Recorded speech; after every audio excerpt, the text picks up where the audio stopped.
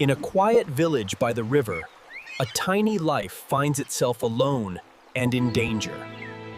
The river is rising fast, and no one has seen him yet. But help can come from the most unexpected voices. The clever bird knows exactly who to find. Together, they race against the rising tide.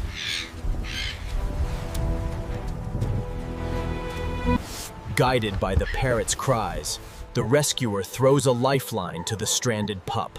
Against all odds, a feathered hero and a faithful heart save a life. Every creature has a role in the wild.